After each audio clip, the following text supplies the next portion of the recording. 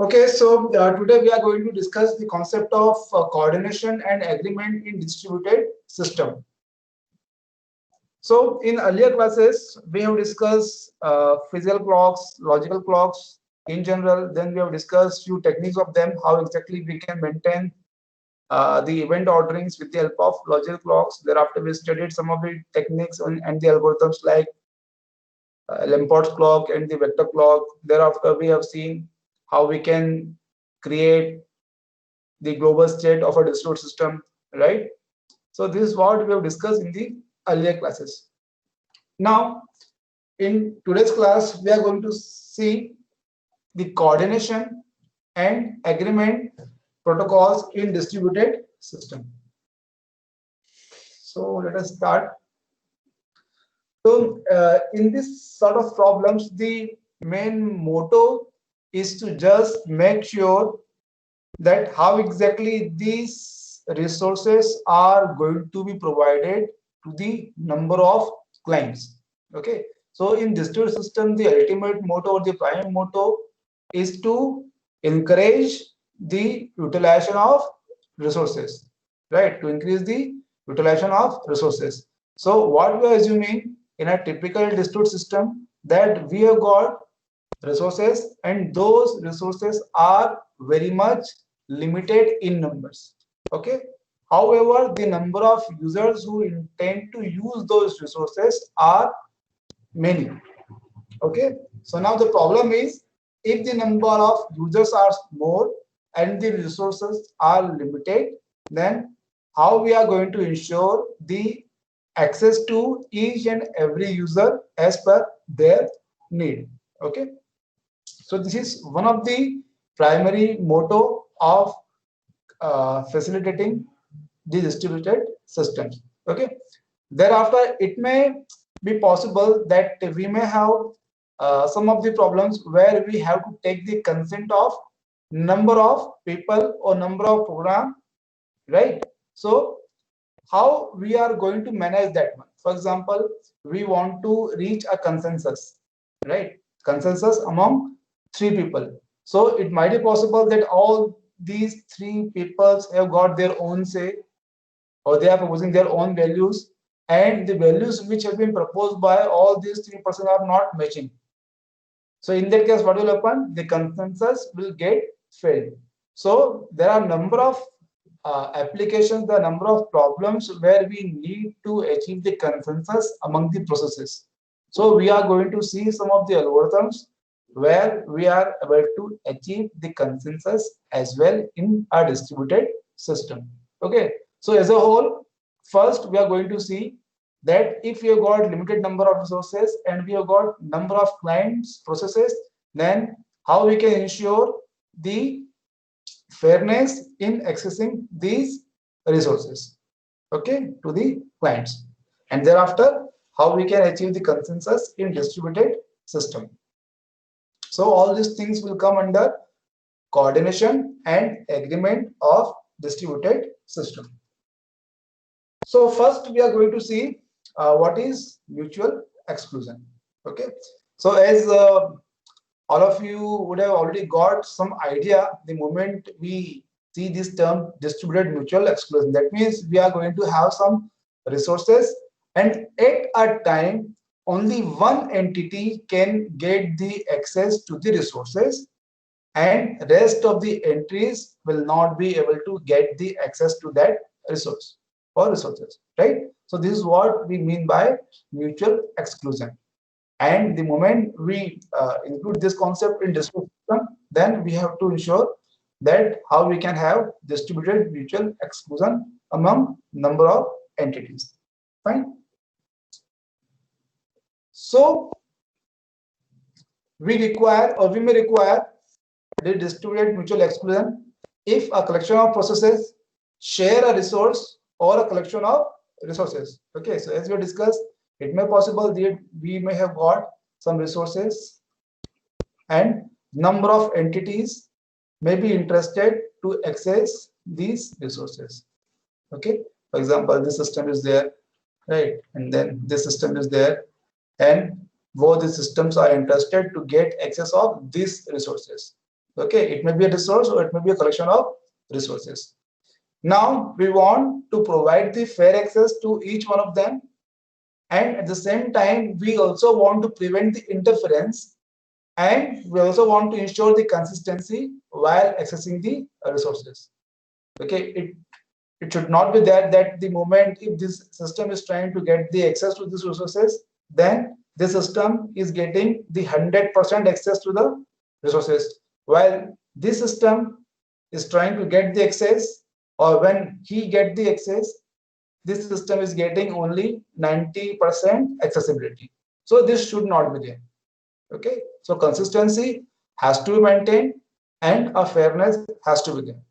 Okay, so earlier you might have studied critical section problem in the domain of operating system. It is pretty much similar, except that the fact that in this type of problem we cannot make the use of shared variables, nor we can have the facilities of single local kernels, or you can say we cannot solve this problem with the help of a single local kernel since it is distributed in nature. So all the solutions provided in an operating system will get failed in this scenario.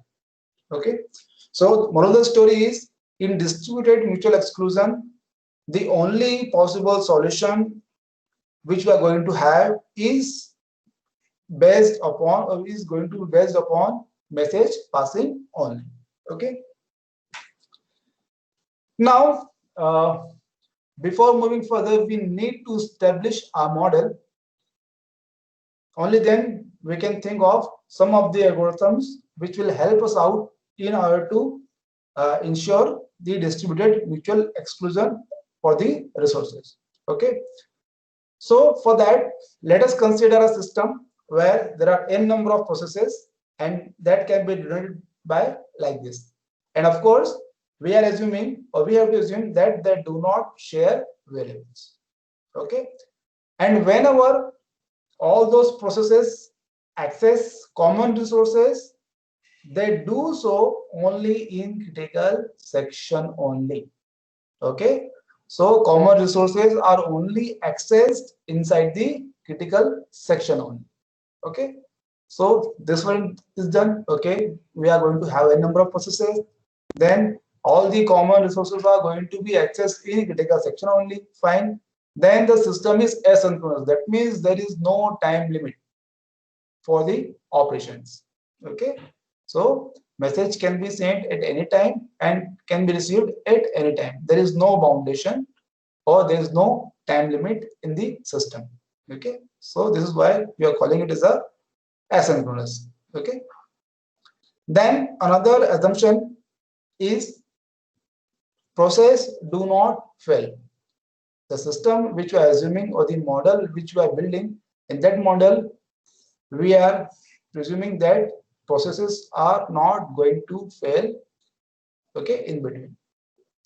Then one more important assumption, that the message delivery is reliable. So the moment any process send any message to any other process, then that message is going to be delivered. It may possible that it may take a long time, but certainly that message will get delivered to the intended process intact. Okay, so there will not be any loss. Fine. Now the last assumption is that the client processes are well behaved and spend a finite time accessing the resources within the critical section. So the last assumptions, we are assuming that whichever process is getting the access to the critical section, they are going to get a finite time only. Okay, it will not be like that for the infinite time that process will have the critical section with it. Okay, so if any process is getting the access to the critical section, then that access will be provided with a finite time only. Okay, so these are the assumptions, and with the assumptions we are creating a model, and then on the top of this model we are going to create some of the algorithms. We are going to study some of the algorithms to ensure distributed mutual exclusion. Fine. Now These are the application level protocols which we have to see, okay, for executing a critical section. And those protocols are enter, resource, access, and exit. Okay, this protocol means we are specifying that a particular client or entity is getting entry into the critical section. And resource access means at present the resources are being accessed inside the critical section. Fine. And exit means the work inside the critical section has been over and now the process is leaving the critical section. So these are the three basic application level protocol. Okay. Now we are going to see the requirements. Requirements for the entry in critical section. So these are the three basic essential requirements for mutual exclusion. And these are safety, liveness, and ordering. Safety means at most only one process may execute inside the critical section at a particular time. Okay, so only one process will be given the access to the critical section. This is what we mean by the safety. Liveness means the moment any process is making the request to enter the critical section, it will eventually succeed in exit. Okay, so if some process is entering into the critical section, then they will also exit the critical section. So that means we are meeting the requirement of liveness. Okay. Third one is ordering. So if one request to enter the critical section happened before the another one, then the entry to the critical section is granted in that order.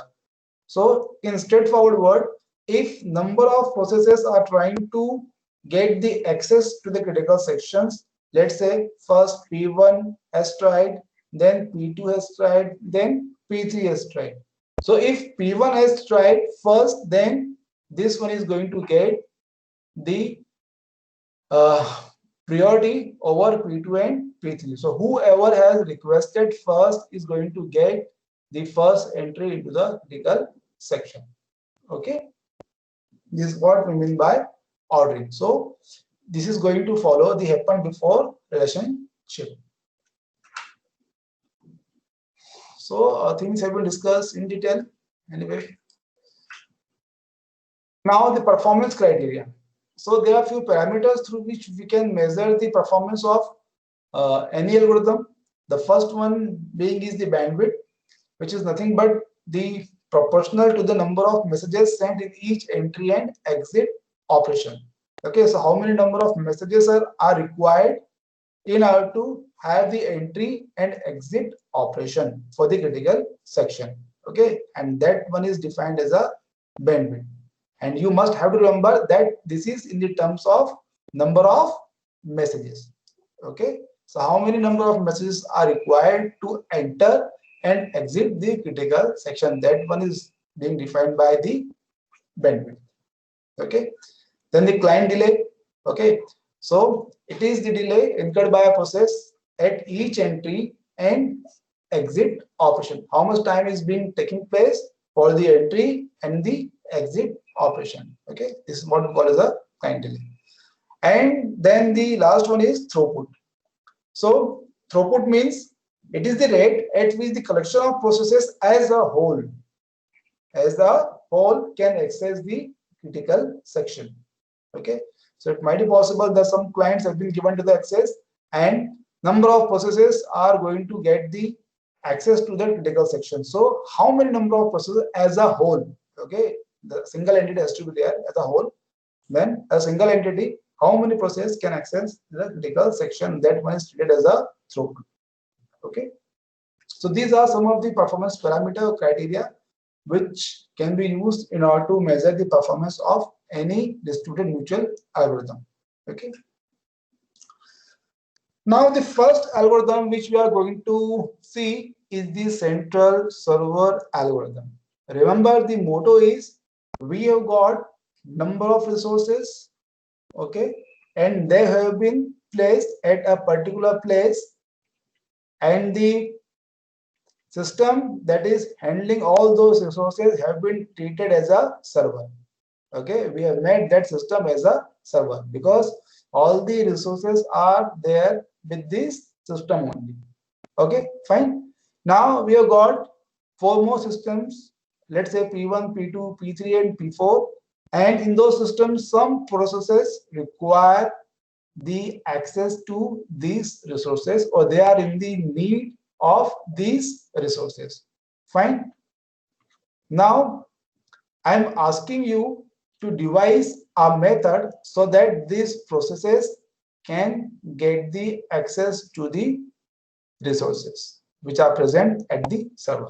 Okay, so you need to come up with some solution, some algorithms where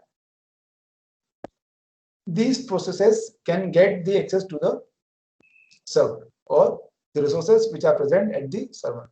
So all of you need to write the basic algorithm or basic pseudocode or basic steps to ensure the fair accessibility of resources at the server side. Okay, so this is a task and I want all of you to exercise on this one. Got the point? So please do it.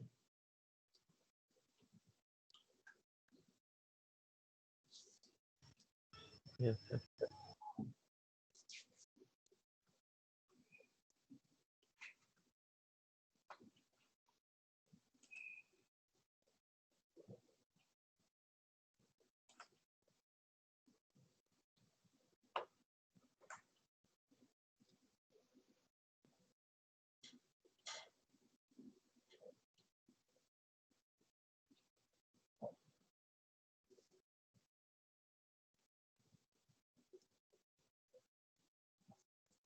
It is like what strategy you should adopt so that the fair chance each and every process can be given. At the same time, you have to ensure that now this is going to be treated as a critical section. So how you are going to ensure a single entry at a time in the critical section.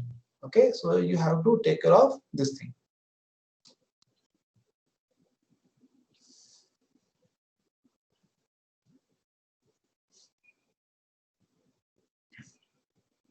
It's not a difficult one. It's a very simple one. The way you have ensured the things in the operating system, the similar concept can be applied in this scenario as well.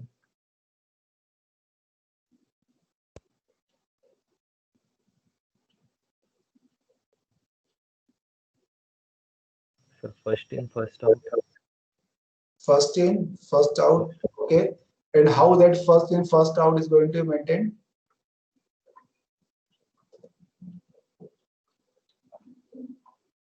Queue with the Okay. help of Okay. And what extra efforts we have to make for that?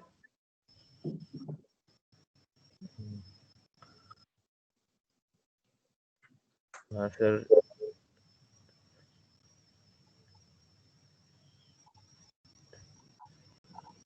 sir, timer. Timer. Okay. Since we have already assumed that we are dealing with the asynchronous system, right? Oh, yes, sir.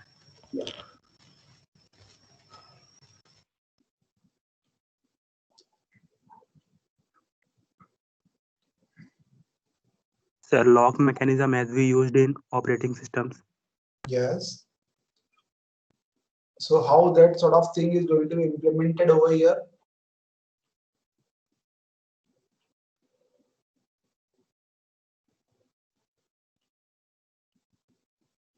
Sir, we can make use of any variable, say Boolean variable.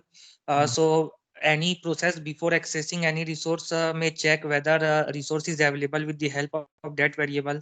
For example, resource available variable, if false, then resource is already allocated to any process, and if true, then resource is free. So in that way. Yeah, it's somewhat like that. But since we are studying this distributed system, so the concept of shared variable cannot be used. Okay. So I have given you the hint while making the things that we can only use the message passing. We can make the use of message passing. So just think of it, then you will come to know.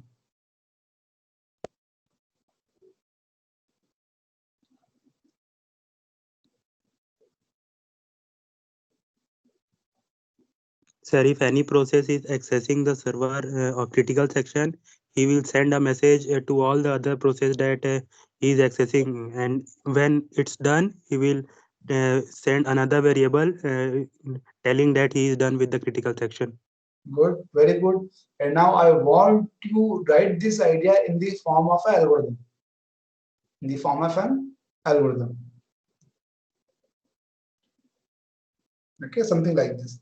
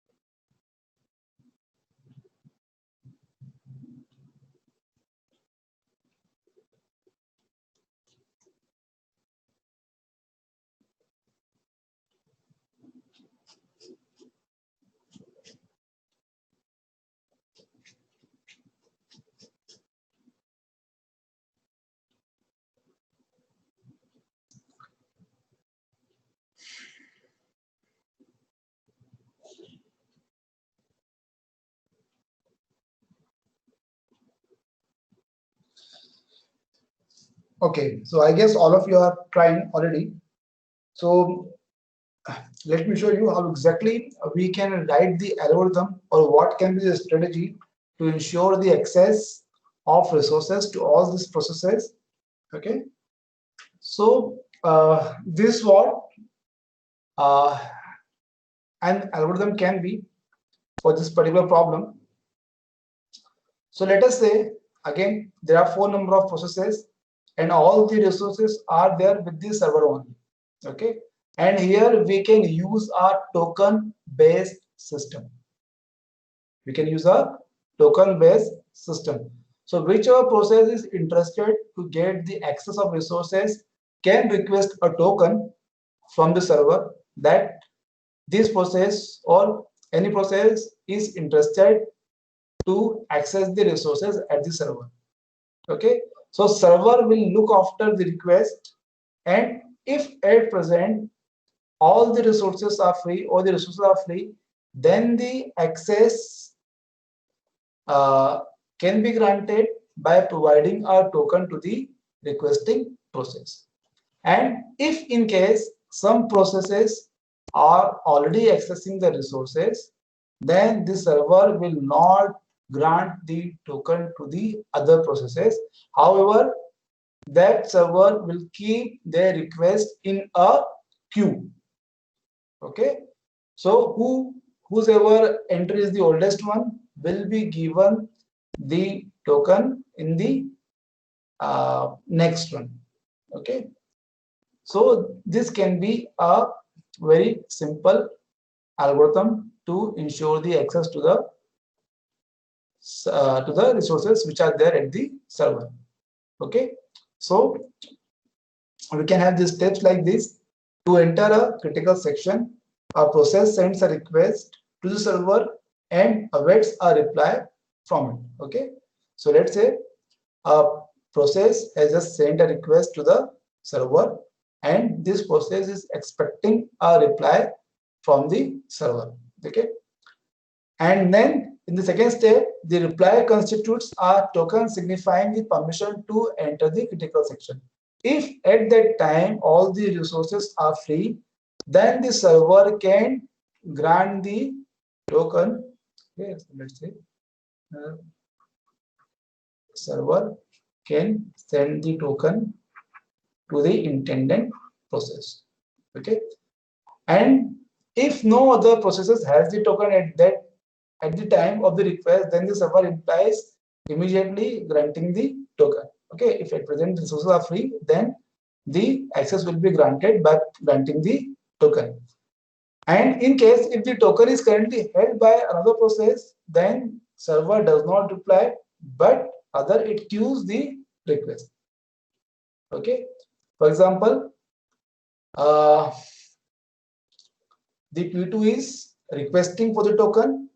Okay, and earlier it was held by P3, but now P3 is done with accessing the resources. So P3 has released the token. Now the token is there. Okay, and P2 is applying, but we can see that before P2, P4 has also requested for the token. Okay, so the request from P2 has been placed in the queue. This is the direction. This is the oldest entry and this is the newest entry. Okay, so P2 has just requested and request of P4 was already placed. And now since P3 has released the token, so the next request which is pending is of P4. So this time P4 is going to get the token so that it can access the resources at the server. Okay, so this is what is being told in this step. So if the token is currently held by another process, then the server does not reply but queues the request. And then in the next step, on exiting the critical section, a message is sent to the server giving it back the token. So the moment if any process is done accessing the resources, then they are going to release the token by giving back to the server. Okay. So if the queue of waiting process is not empty, then the server chooses the oldest entry in the queue. Okay, so in this case, the P4 has been chosen. Okay, the oldest entry in the queue and removes it and replies to the corresponding process. Since the request of P4 has been served, so this entry will get removed. Fine. And the chosen process then the holds the token. Okay. So at this time, now P4 is going to hold the token. So this is how we can write the overall process in the form of an algorithm. Okay, so you have to remember this thing. If I ask you that you need to write an algorithm, okay, to ensure distributed mutual exclusion. So this might be one of the algorithm, okay, which is the simplest one, the central server algorithm. However, this may suffer with the bottleneck since all the resources have been placed with the server only. So if the server gets failed, then the overall system will get crashed. So this is the limitation of this particular concept. Fine. So the overall process has been described in this slide as well. Okay. Now the question is, what is the bandwidth of this algorithm? Or in other words, how many number of messages are required to ensure the access in the critical section for any process? Anyone? How many number of messages are required?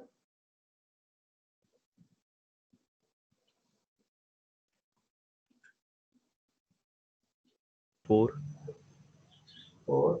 Okay. And anybody else?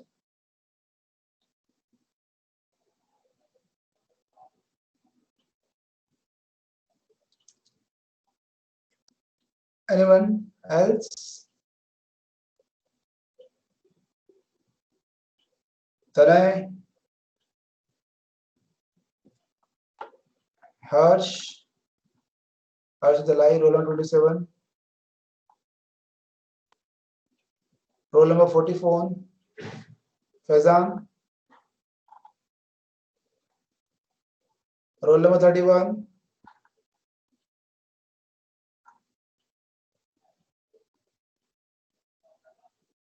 are you guys are there or not?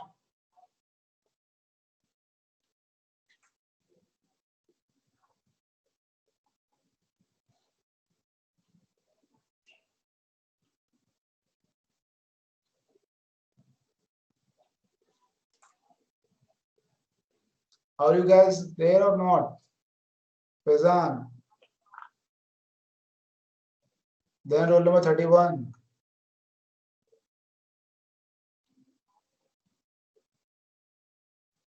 Not there.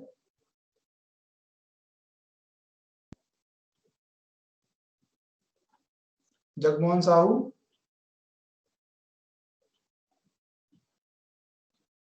Yes, sir. Okay. How many number of messages will be there? Will be required?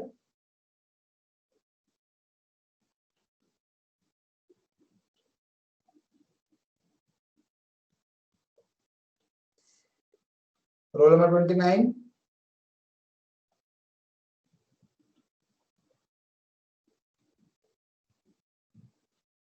No? Say yes or no at least.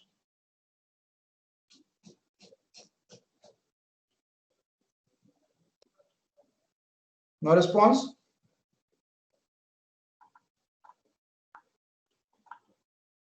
Anyone else? Tanay?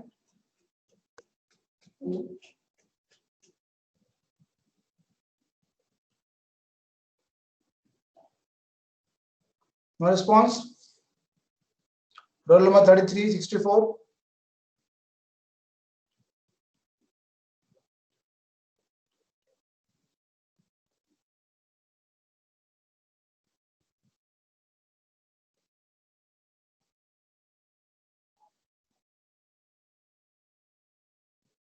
No response? Why you guys are not responding?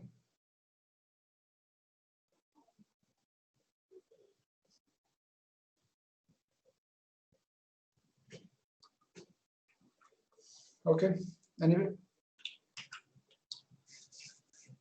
So if we talk about how many number of messages will be required, so we can see in order to enter the critical section, it is going to take two messages. Okay, the first message is going a request message, and the second message is going to be the grant message.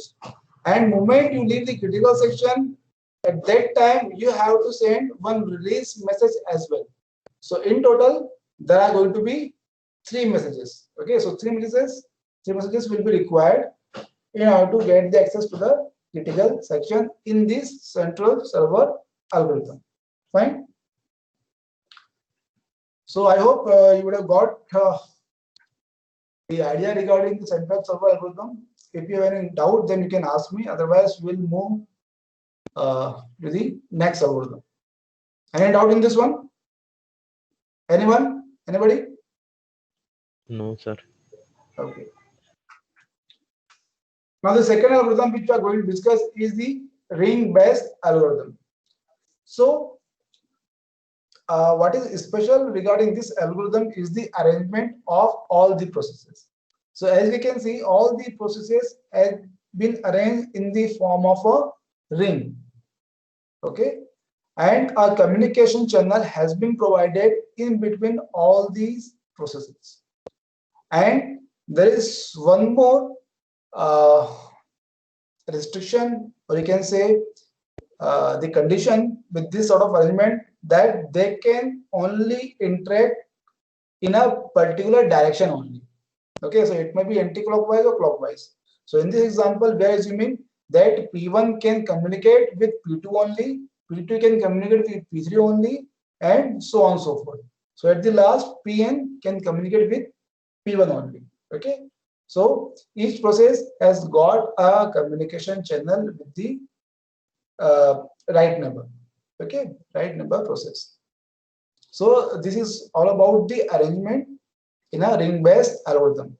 Okay, so all the processes form a ring, and there is a communication channel in between all the neighboring processes, and they can communicate in a single direction only. So it can be anti-clockwise or it can be clockwise. So in this example, we are assuming that they have got a channel clockwise. Fine. So now how we can ensure the distributed mutual exclusion? Over here, again, we can assume that a token message will be passed. Okay, a message which we have called as a token message Okay, so let's say this is a token message, and this message will get passed process to process. Okay, so whichever process is interested to access, or whichever process is interested in accessing the resources will keep this token, and the moment that process has done with the resources, then it can pass the token to the next process. Okay, so let's say at this time the token has just reached to the P2, and P2 is in the need of accessing the resources at the server or at some location. Then it will keep the token until unless it is finished with its work. And the moment P2 is finished with its work with the resources, then the token will be passed to the next process, which is P3.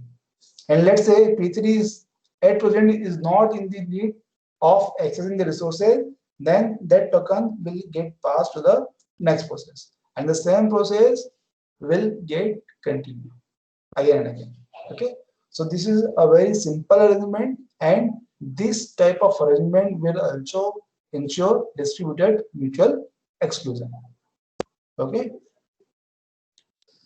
so again, if the token has just reached P2, then 0 number of messages will be required, and in case the token has just left the P2, then n number of messages will be required for P2 to get access to the critical section. Okay, so this is what the ring-based algorithm functions for ensuring distributed mutual exclusion. Is there any doubt in this one, in this algorithm, students? No doubt, then we'll move for the second one. No, sir. Okay. Now we are going to see one more algorithm, which is called the Ricard and Agrawala's algorithm. Okay, and the basic idea in this algorithm is that the processes that require entry to the critical section are going to multicast a request message. Okay, and that message or those messages can only enter it only when all the other processes have replied to this message. So again, let's assume we have got n number of processes and we have got a communication channel, okay, for all the other processes. Okay, so let's say we have got n number of processes, so all the n number of processes has got a channel through which they can interact with all other processes. Okay, and we are going to use a notion of timestamp as well. Okay, this T is nothing but a timestamp, and this PI is a process identifier. So in this particular algorithm, we are going to use a pair, and that pair is consist of timestamp and a process ID. Okay, and in this algorithm, a process can be there at max in these three states, which are released, wanted, and held. Okay, so if the process is outside the critical section, then we can say that that particular process is having a released state, or that process is in the released state. Okay, and if it is having wanted, that means that process is in the need of accessing the critical section, or at present it is accessing. Oh, sorry, that process is in the need of accessing the critical section. And if in case any process is currently accessing the critical section, then we can say that the state of that variable is held, or you can say that process is accessing the critical section if we are assuming that it is having the state as held. Okay, so this is how the algorithm of Ricard and Agrawala's looks like. So let's say at present all the processes are having the state release. Okay, so remember, release means none of the processes has got the access or accessing the critical section. Okay. Now, in order to enter the critical section, first any process have to have its state to wanted. Okay, so if any process want to get access to the critical section, then they have to set their variable state as wanted. Okay, thereafter they need to multicast the request to all other processes. Okay, and at this time it also needs to send its timestamp. Okay, at what time that request is being sent, that time will be included. Okay, and thereafter that process is going to wait for all the replies. Okay, since there are n number of processes and it has sent the request to n minus 1 number of processes, then the number of replies which is expected are going to be n minus 1 as well. Okay, so after pressing the request, it will expect the response from all the n minus 1 processes. Until that time, it will the moment it received all the replies, then it can convert its state to head. Okay, because we are waiting until we received all the replies, all the n minus 1 replies. So the moment we received all the replies, then we can say that, or we can convert our states as head. Okay. Now, on the other side, the moment any process receive a request in this pair at Pj, then first it is going to see whether its state variable's status is held or not.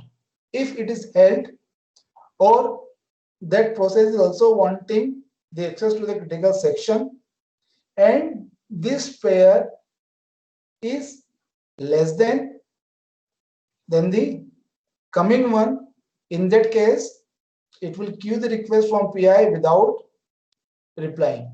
Okay, else it is going to reply immediately to PI. Okay, and over here the condition will end. And then to exit the critical section, we are again going to modify this state as released, and then we are going to reply to any other queued messages. Okay, so what actually is being happening, let's say we have got 3 processes. Okay, P1, P2 and P3. So suppose this process at present want to get access to the critical section. So this process will request to all the other remaining processes. Okay. And then, for example, over here, the number of processes is 3. And over here, it has multicasted. It's equals to P2 and P3. So how many replies these P1 will be expecting? It will be expecting n minus 1, okay, which is going to be 3 minus 1, 2. Okay, so the moment P2 has replied to it and P3 has replied to it, okay, you can go ahead and can get the access to the critical section. Only then P1 is going to declare its state as held, because this time it will be having the token through which it can access to the critical section. Okay, now this is for P1. Okay, we were talking about in the context for P1. And now let's suppose what will happen when P1 sends a request to P2. Okay, now we are coming to this one. So let's say P2 has just received the request from P1. So at this time, it may be possible that P2 is also trying to access the critical section. So in this case, there are 2 players, P1 and P2, and both wants to access the critical section. So how we decide that which one is going to access the critical section? So for that one, we are going to compare this pair. Okay, and what this pair is? In this pair, we are having a timestamp and a process ID. So whichever process will be having the larger timestamp are going to access the critical section first. Okay, so whoever will be having the greater timestamp is going to access the critical section first. And it may be possible that both the processes have got the equal timestamp, and in case if both the timestamps are equal for both the processes, in that case the process identifier which is unique for all the processes will come into picture. So in case if there is a drop with the timestamps, then it is going to be decided with the help of process ID. So whoever has got the larger process identifier is going to access the critical section first. Okay, so on the receipt of this thing at any other process, let's say PJ. Okay, so PI means this pair is being sent by PI and has been received at PJ, where I is not equal to J. So if already PJ is accessing, okay, then it is going to queue the request. It will not reply if P2 is already accessing, or it may possible that it may want to access. So if it is also wanting to access and this particular pair of PJ is larger than this pair of PI, then first it will access the critical section and it will queue the request of without reply. It will not reply. First it will complete its work from the critical section and then it will reply. Now I'm done, and then it will reply. So it will wait until unless this process received it will reply from all the processes. It is not going to access the critical section. Okay, so this is what is happening in this algorithm. I hope the things are clear to all of you. Okay, so this has been explained again with this example. So as we can see, again we got three processes, P1, P3 and P2. So P3 in this case is not interested to access the critical section. P1 and P2 are very much interested to access the critical section. Okay, so what they have done, they have just announced that timestamp. Okay, so this 41 means 41, 1. Okay, 41 is the timestamp and 1 is the process ID. Okay, similarly over here. And for P2, this is 34, 2. Okay, for simplicity, we have just denoted a timestamp with a number only. Fine. So what P1 has done, P1 has multicasted. So it has sent the same message to itself as well as it has sent this message to P3 and then P2. Okay, like this. And now since P3 is not interested, so P3 has immediately replied to P1. Okay, and similarly P2 is also trying to get access to the critical section, so it has also replied to P3 and P2.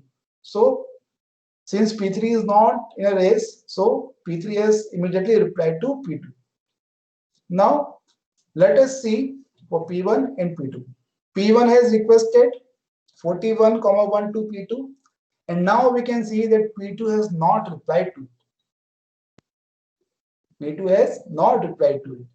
Okay, for P1's request. But when P2 has sent its request to P1, okay, it has sent a request 34, 1 to P1, and then P1 has replied to it. Why? Because the pair of P2 was less than this one.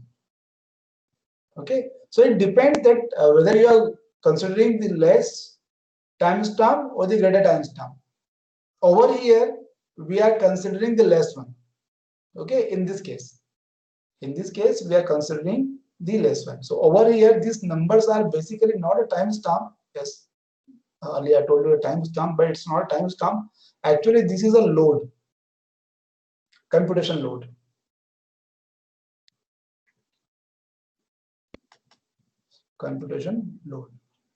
Okay, So how much load is there with each and every process. So whoever will be having the less load is going to get the priority. Okay. Alternatively, this can be replaced by the timestamp as well. Okay. So if this is a timestamp, so timestamp will something look like this: 34, comma. Okay. So this is a timestamp, right? So hour, minute, seconds, millisecond, like this. So this can be also a criteria. So this is how we are going to decide that which process is going to get the access to the critical section. Okay, so this one has been step by step, and we already discussed this one. So is there any doubt in this algorithm, students? No, sir. Okay, Ankita. No, sir. Okay, Vishal. Roll number 90.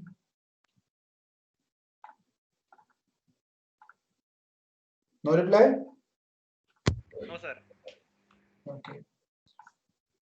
Just to remind you, all the BTech students who are not replying to me, I'm going to note all these things for your TA marks. Okay. Okay, fine. So again, the same question. What is the bandwidth of this algorithm? Or in other words, how many number of messages will be required in order to get the access to the critical section? Anyone?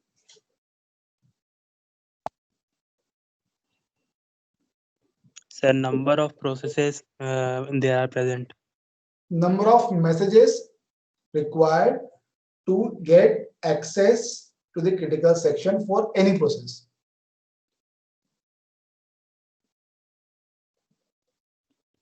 When No, I just want a general formula for that one. N-1. Okay. Anyone else?